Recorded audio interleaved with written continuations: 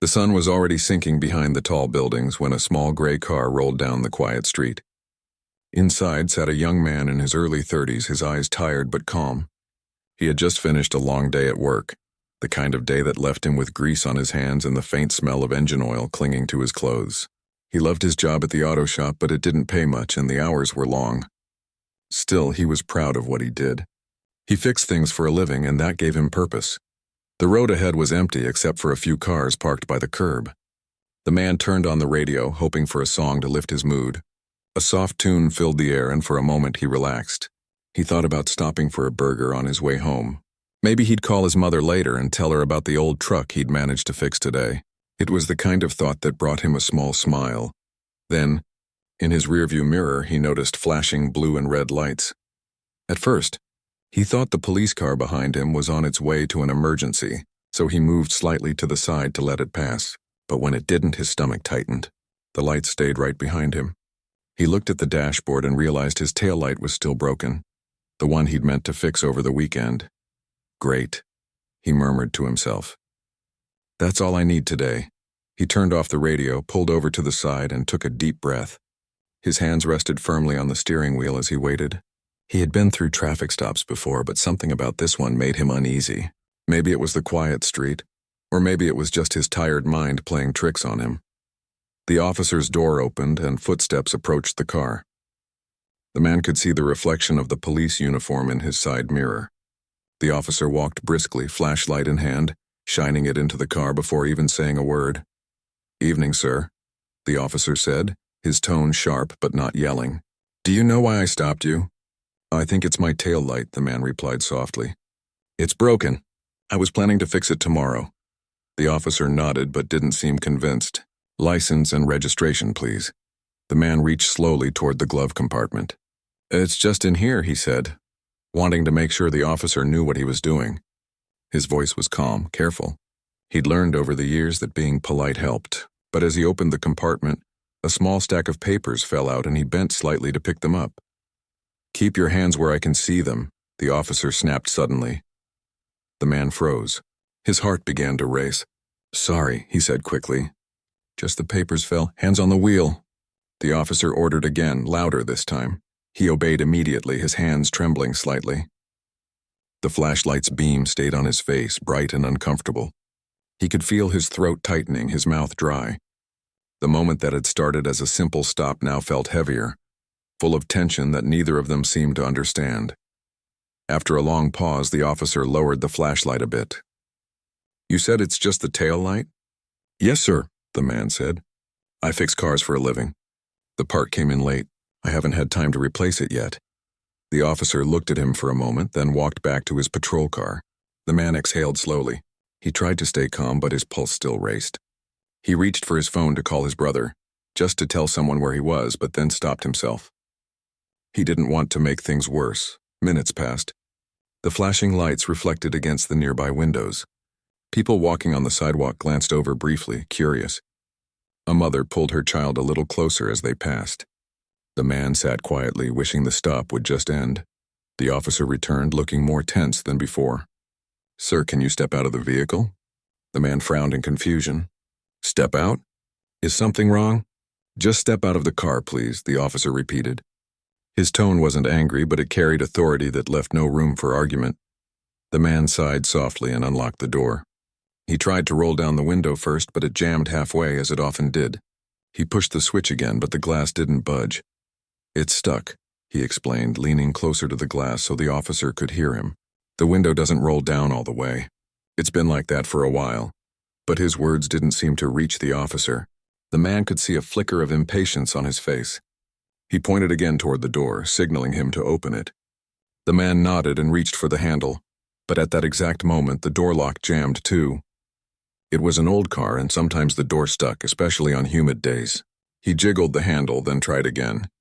Still nothing. "Hold on," he said through the glass. "It's stuck."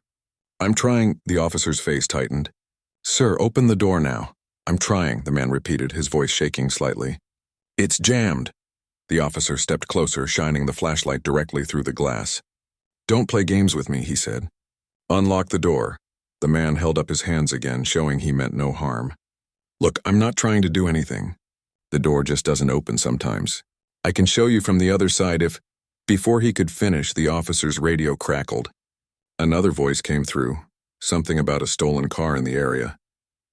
The officer's eyes narrowed. His hand went to his belt, not drawing anything, but ready. "What's your name?" he asked quickly. The man gave it. "Check my plates," he said. "It's registered to me." "I'm not the guy you're looking for." But tension was already building in the air. The officer's breathing grew heavier, his nerves getting the better of him. The man inside the car could feel the weight of the moment, like standing on a thin sheet of ice that could crack at any second. He didn't yell. He didn't argue. He simply stayed still, hoping that calm would fix what fear had broken. But the officer's expression was locked in suspicion. He tugged once more on the door handle, then turned to his patrol car for a moment, as if deciding what to do next. The man sat frozen. His heart pounded. His mind raced with thoughts.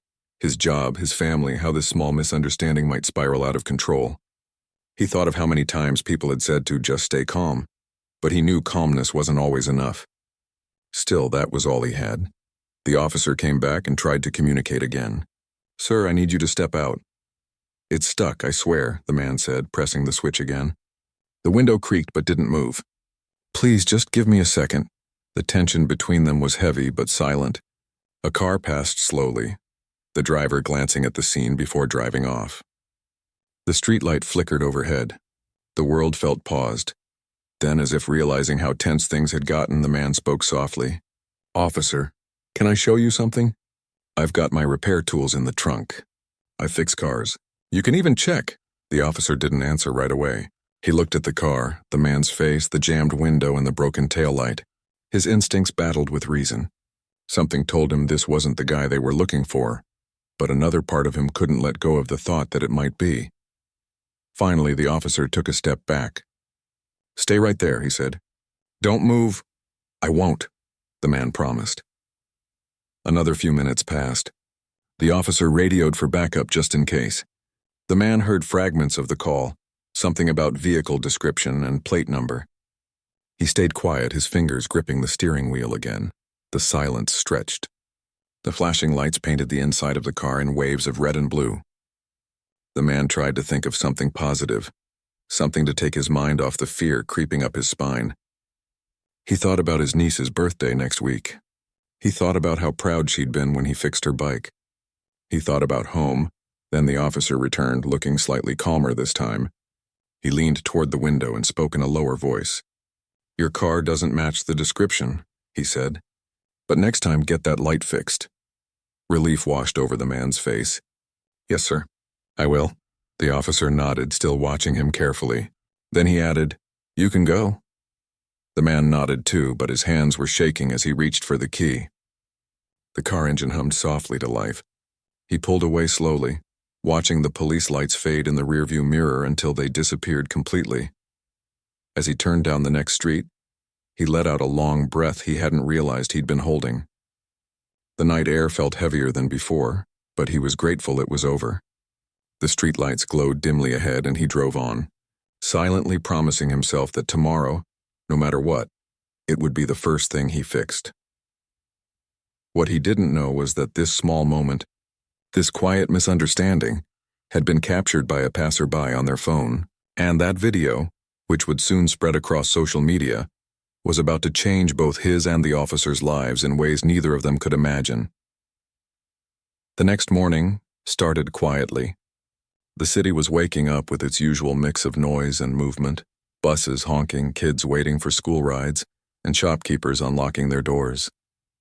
The man sat on his porch with a cup of coffee, staring at his car parked in the driveway. The broken tail light and jammed window looked harmless now, but they had caused one of the most stressful moments of his life the night before. He hadn't slept much. The flashing lights, the officer's tone, and that feeling of helplessness had played over in his mind again and again. He told himself it was over, but his body still carried the memory. His hands had shaken when he brushed his teeth that morning. Even the smell of the coffee reminded him of sitting alone in the car, waiting for permission to leave. Still, life had to move on.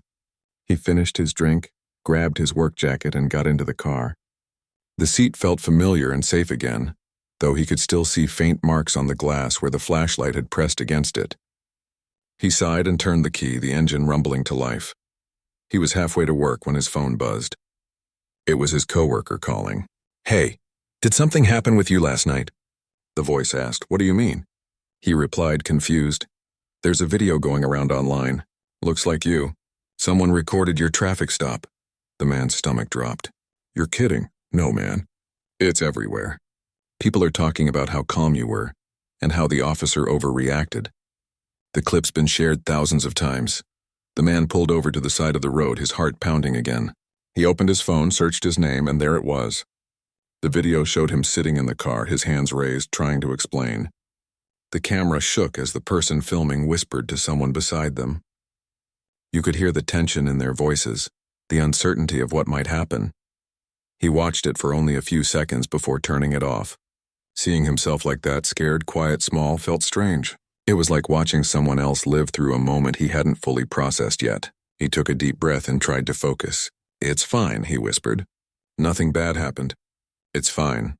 But the world had already started to react. By the time he got to the auto shop, 2 customers had recognized him. One gave him a thumbs up and said, "Good thing you stayed calm, man." Another patted him on the shoulder, saying, "That officer's lucky nothing worse happened." He didn't know what to say. He wasn't angry at the officer, not exactly. Mostly he was just tired of being seen as part of something bigger than what had actually happened. For him, it wasn't a viral story. It was a long, scary night that he wanted to forget. A few hours later, as he worked under the hood of an old van, his phone buzzed again. This time it was a local reporter asking for an interview. He ignored it. Then another message came in from someone saying they wanted to tell his side of the story. Then another. His phone didn't stop. By noon, his boss came out of the office holding up a tablet. "You've seen this, right?" he asked, showing him the same video again. "People are talking about it like it's breaking news." The man rubbed the back of his neck. "Yeah, I saw." The boss looked sympathetic. "You all right? You can take the rest of the day if you need." He hesitated but nodded. He didn't feel like working anymore. Every sound, the clinking of tools, the hiss of air compressors, seemed louder, more distracting. He took off his gloves, wiped the grease from his hands, and walked out. Outside, the air felt thick and heavy. The city had become louder than usual. Cars passed with music playing, voices from open windows shouting about that video. For the first time, he realized that strangers had opinions about him. People who didn't know his name, his story, or even what really happened that night. He drove to a nearby park and sat on a bench, staring at the water fountain in the middle. The sound of children playing nearby brought him a small sense of calm. He thought about the officer from the night before. What was he doing right now? Did he even know the video existed? He imagined the officer sitting in his car, reading comments online, realizing how the world was seeing him. Maybe he felt embarrassed. Maybe he felt misunderstood. The man didn't hate him. In fact, a small part of him even felt sorry for him. They were both caught in something that had grown beyond them. That evening, as the sun dipped low, the man finally went home. His phone kept buzzing with messages he didn't want to read. He placed it face down on the table and went to take a shower. The warm water helped a little. When he got out, he stood in front of the mirror for a while, studying his reflection. He looked fine on the outside, but inside he felt shaken. He turned off the lights and tried to rest early. But just as he was about to fall asleep, someone knocked on the door. It startled him. He hesitated for a moment before opening it.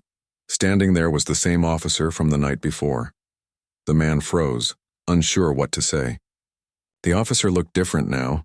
No uniform hat, no harsh tone, just a tired face and eyes that looked like they hadn't seen much sleep either. "I'm sorry to bother you," the officer said quietly. "Can we talk for a moment?" The man nodded slowly and stepped aside. They sat down in the small living room. The silence was thick at first. The officer took off his cap and held it in his hands, turning it nervously. "I saw the video," he began, "and I wanted to come here myself before it gets worse." The man waited, saying nothing. The officer looked down at the floor. "Last night I thought you were someone else. There was a call about a stolen car that matched your color and model. I acted too quickly. I let the situation get out of hand." He paused, his voice low and heavy. "And I'm sorry." The man didn't respond right away. He watched the officer closely. It was strange seeing him like this, not in control, not giving orders. Just human, nervous, regretful. I wasn't angry, the man said finally. Just scared. The officer nodded slowly. I understand. You had every right to be. They sat in silence again. Outside, a car passed by, the headlights washing across the window for a moment before fading. The officer leaned forward slightly. I don't expect forgiveness, he said softly, but I wanted to say it face to face. The man looked at him and saw something honest in his eyes. Not guilt from being caught, but regret for how things had unfolded. He took a deep breath. People make mistakes, he said. But I hope you learn from it. The officer nodded. I already have. They stood up. The officer reached out his hand. The man hesitated for a second, then shook it. It wasn't an easy gesture, but it felt like the right one. When the officer left, the man closed the door and stood there for a long time. The room felt still, like time had paused. He thought about how strange life was, how quickly things could change, how one small moment could reach so many people. The next morning, the story was everywhere. News channels were showing the officer's apology. Headlines called it an unexpected moment of humanity. Some people praised the officer for owning up to his mistake. Others said it wasn't enough. But to the man, it wasn't about public opinion anymore. He knew what had really happened. He had seen both sides, the fear and the regret, the misunderstanding and the courage it took to admit it. Later that day, he got a call from someone in the community center downtown. They wanted both him and the officer to come speak at a local event about respect and trust.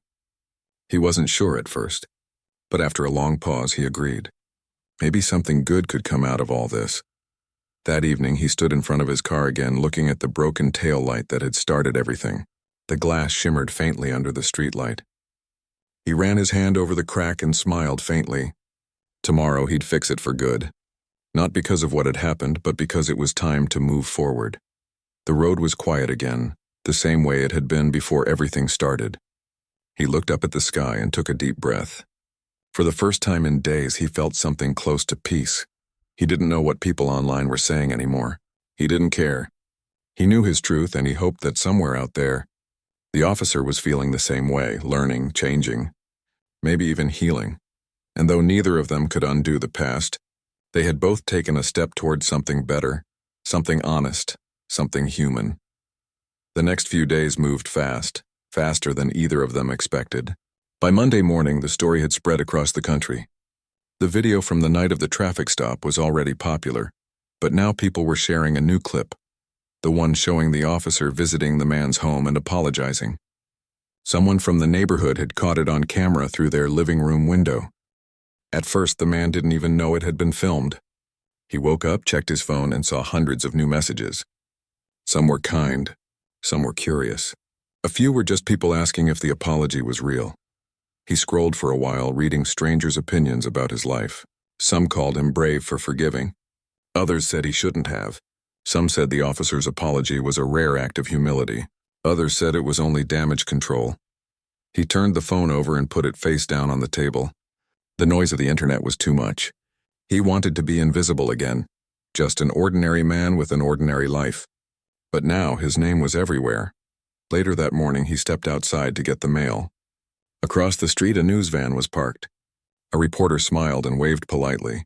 He sighed. There was no hiding anymore. The officer wasn't having an easier time. He had been called into the department early that same morning. His supervisor was waiting for him, a stack of printed articles spread across the desk. Do you realize how big this story has gotten? The supervisor asked, not angry but clearly overwhelmed. The officer rubbed his temples. I didn't expect this. I just wanted to make things right. I believe you, the supervisor said. But the department has to review everything. Procedures, reactions, the whole thing. The officer nodded. He knew this was coming. It was standard protocol. Still, sitting there under the fluorescent lights, he felt smaller than he ever had before. He had spent a decade enforcing rules, training younger officers, believing in order and duty. But that one night had shaken all of that. He left the office feeling like the world had flipped upside down. People who once waved at him in uniform now stared as if they knew his whole story. Some smiled, some frowned. Everyone had an opinion. Meanwhile, the man tried to go back to work at the auto shop, but it was hard to focus. Every few minutes, someone came in wanting to talk about the video. Some customers just wanted to say they were proud of him for staying calm. Others wanted to know if the apology was rehearsed. He smiled politely, fixed their cars, and said as little as possible. Inside, he just wanted his normal life back. That evening, he received a call from the community center again, the same one that had invited him earlier. The person on the phone said, "We'd really like you and the officer to come together and talk about what happened. Not for TV, not for news, just for people who live here. Maybe it can help." He hesitated for a long moment. Then he said, "If he's willing to come, I'll come too." The next day, they met at the small hall inside the community center. There were about 50 chairs, most of them filled. Neighbors, teachers, parents, young people, everyone was there. No cameras, just people. When the man walked in, the crowd went quiet. A few people smiled, others whispered. Moments later, the officer entered, not in uniform this time. He wore a simple gray shirt and looked nervous. The host introduced them, and for a moment the silence felt heavy. Then the officer spoke first. His voice was steady but low. "I made a mistake that night," he said. "I reacted before thinking. I let my training and fear guide me instead of my common sense. I saw someone who looked like a suspect, and I forgot to see the person in front of me." He paused, his words sinking into the room. "When I realized what I'd done, I couldn't sleep. I thought about how easily things could have gone worse. And I thought about what it means to really protect people. That's why I went to his house. Not for a camera, not for the department, just because it was the right thing to do." Then he looked over at the man. "You didn't have to open the door for me. But you did. And I'll never forget that." The man took a deep breath before speaking. His voice was calm but carried quiet strength. "That night I was scared. Not because I'd done anything wrong, but because I didn't know how far things could go. But when he came to my door, I saw something different. I saw a man who realized his mistake and wanted to fix it. That's not something you see every day." He looked around the room. "We all talk about change, how the world should be better. But change starts with simple things. Owning up when you're wrong. Listening when someone tells you they're hurt. That's all I wanted that night, to be heard." The room stayed silent for a few seconds. Then a woman in the back stood up and started clapping. One by one, others joined in. It wasn't loud or dramatic, but it was sincere. After the talk, people came up to them, shaking hands, thanking them for sharing. Some even had tears in their eyes. One older man said, "You two showed something powerful today, not anger, but understanding." When they finally stepped outside, the evening sky was painted orange and gold. The officer turned to him and said quietly, "Thank you for giving me a chance to face this." "You did what many people wouldn't," the man replied. "You faced it head on." They both stood there for a moment, watching kids play near the center's steps. The world felt a little lighter, if only for a moment. The following week, the community center posted a short video of the event, with permission from both of them. It wasn't dramatic or flashy, just clips of their speeches and a few shots of people listening. But somehow, that video became even more popular than the original one. People shared it with messages like, "This is what growth looks like," and "Real conversations matter." It started discussions across social media about forgiveness, accountability, and the importance of seeing one another as humans before anything else. The man's life slowly began to change again. Reporters still called, but now they wanted to talk about hope instead of conflict. Schools invited him to speak about communication. Local leaders reached out, asking for his thoughts on building trust in the community. He wasn't used to attention, but he tried his best to handle it with honesty. Whenever people asked him how he found it in himself to forgive, he said the same thing. Because holding on to anger doesn't fix anything, but understanding can. The officer, too, began speaking at small gatherings, not as a hero, but as someone who had learned a hard lesson. He talked about the importance of patience, of slowing down, of remembering that the person behind the wheel is a human being with a story. One night, months later, they met again by chance at a coffee shop downtown. The place was quiet, only a few customers. The officer smiled when he saw him. "Didn't think I'd run into you here," he said. "Guess the city's smaller than we think," the man replied with a smile. They sat for a while, sipping their drinks and talking about everyday things. Work, family, plans for the future. For once, there were no cameras, no questions, no headlines. Just two people who had been through something extraordinary and come out changed. Before leaving, the officer said, "You know, that night changed everything for me. I used to see my job one way. Now I see it differently. It's not just about enforcing rules, it's about protecting trust." The man nodded. "And trust isn't built by words," he said softly. "It's built by actions." They both smiled, shook hands again, and went their separate ways. As the man walked back to his car, he looked up at the city lights and felt something new. Not just relief, but gratitude. Gratitude that something painful had led to something good. Gratitude that people had seen the story not as a tragedy, but as a lesson in compassion. He knew life would go on. New stories would replace his online. People would forget the details. But maybe, just maybe, they would remember the message. That behind every uniform, behind every face, there is a person. And sometimes the simplest act of humility can start a wave of change. That night, before going to bed, he glanced one last time at his car parked outside. The taillight was fixed now, bright and unbroken. It was a small thing, but to him, it meant everything. A sign that things could be repaired. Both cars and people. He turned off the lights, closed his eyes, and for the first time in a long while, slept peacefully. The video from the community center continued to spread far beyond the small town. It made its way onto television shows, news websites, and even podcasts. People across the country began talking about it, not as another story of conflict, but as an example of what happens when people choose to listen instead of blame. At first, both men were surprised by how quickly it all grew. The man who had once just wanted to fix cars now found himself being called a voice of reason by strangers online. His face appeared in articles with headlines like "The Power of Calm" and "A Conversation That Changed Everything." He didn't feel like a hero. He still went to work every day, fixing engines, changing oil, and greeting customers the same way he always had. But people treated him differently now.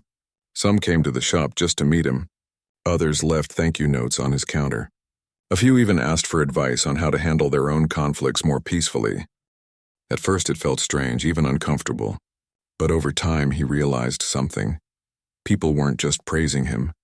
They were looking for hope. They were tired of bad news and anger. They wanted proof that understanding was still possible in the world. The officer's experience was different but equally intense. The department placed him on administrative leave for a few weeks, not as punishment, but to give space for public attention to settle. During that time, he did a lot of thinking. He spent hours walking in the park, reading, and reflecting on his years in uniform. He thought about every person he had stopped over the years. How many of them had been nervous or scared? How many times he might have misunderstood their fear as defiance? It made him see his job in a new way. He wasn't just enforcing rules. He was dealing with lives, with emotions, with stories. When he was eventually reinstated, his first day back felt different. His fellow officers greeted him with mixed reactions. Some were supportive. "You did the right thing," one said. "It takes courage to admit a mistake." Others were quiet, unsure how to react. But he didn't mind. He wasn't doing it for approval. He was doing it to be better. Not long after, the police department started new community training sessions, ones that focused on empathy, listening, and communication during traffic stops. The officer was invited to speak at the first session. Standing in front of a room full of uniforms, he told them about that night, the fear on both sides, and how easily it could have gone wrong. He didn't point fingers or lecture. He just told the truth. By the end of his talk, the room was silent. One younger officer raised his hand and said quietly, "I think we forget sometimes that the people we stop are just as scared as we are." That was the start of something new. Meanwhile, the man was getting letters, real letters, not emails. People from different towns wrote to him, thanking him for staying calm, for forgiving, for showing patience when others might not have. One letter came from a woman who said her teenage son watched the video and cried. She wrote, "You made him believe that people can still be kind." He kept those letters in a small box in his living room. Whenever he felt overwhelmed by all the attention, he would open the box, read one or two, and remind himself that kindness still mattered. A few weeks later, a national TV show invited both men for an interview. They were hesitant at first. The man didn't like the idea of being on camera again, and the officer worried it would look like a publicity stunt. But after some thought, they agreed. not for fame, but to share what they had learned. When the cameras rolled, they sat side by side on the stage. The host asked simple questions: how it started, what they felt that night, how they found forgiveness. Their answers were honest, sometimes emotional, but always respectful. The man said, "I was scared." But fear doesn't always have to lead to anger. Sometimes if you stay calm long enough, people will see you, not as a threat, but as a person. The officer nodded. "And I learned that authority doesn't mean being right all the time. Sometimes it means admitting when you're wrong and doing better next time." When the interview aired, it became one of the most shared clips of the week. Teachers played it in classrooms. Churches and community centers discussed it in meetings. It became a story people could point to and say, "See? There's still good in the world." But not everything was easy. There were still critics.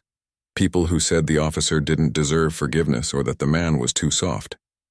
Both of them saw those comments online, and at first they stung. But over time they learned to focus on the positive. The world would always have opinions, but what mattered was what they did next. A few months passed, and life started finding a new rhythm.